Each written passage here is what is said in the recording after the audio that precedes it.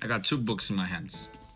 One, The 4-Hour Workweek, that teaches you how to chase happiness and become the new rich. The other one is Civilization and Its Discontents, which tells you that you would never be happy because of society. Both of these lessons are important. I've always found philosophy to be just a really good source of universal truths, and because oftentimes everything we hear today, from movies in Hollywood all the way to stories that we tell in the boardrooms of organizations, they can be traced back to some sort of classical literature or philosophical work. Think of the hero's journey, right? Where there's like that cycle where the person goes through a transformation and overcomes a challenge and comes back transformed. Well, that is literally the story of the Odyssey. The Hunger Games, right? That could be traced back to Plato's Republic, where he talks about infighting that takes place within a democratic society. Silicon Valley's recent obsession with Stoicism, been around for over 2,000 years. Seneca and Marcus Aurelius. The Matrix, older movie. This is totally the story of, the allegory of the cave from Plato. And most recently, AI and tech.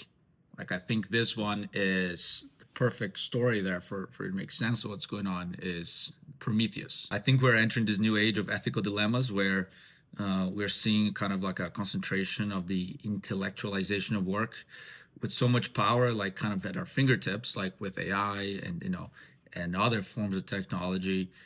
We start asking ourselves, like, is it okay to do this? Like, I had people ask me, is it okay for me to write an email with AI, right? Or is it okay for me to write my vowels with AI? Like, two very different questions. But you can tell people are wrestling with, and like, technology is making things so easy that it feels wrong. And so I think understanding the work that philosophers and writers have done around this in the past, it becomes a really good roadmap for people to understand, make sense of this fast-paced kind of environment. We're pushing towards a time, to me, that is going to be very similar to the Renaissance because of the generalization of skills, right? So you think of Leonardo da Vinci, for example. He knew how to do a bunch of things. He was an inventor, he was a sculptor, he was a painter.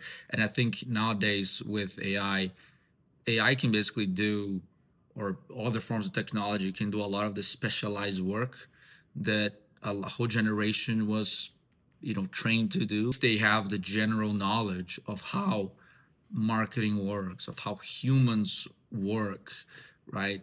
Understanding those classic storylines, those plots that have been present in human society, a person will be able to accomplish a lot of things just by being a generalist with the use of some sort of technology. So being able to kind of think critically will be obviously continuously get even more important, because anything is possible now. And so when you have so much possibility, you start having to ask yourself some deeper questions about making choices. You drop your business books and dust off those old philosophy and classic literature books that may be hidden somewhere in your personal library. I think that will help make sense of a lot of things that are happening today.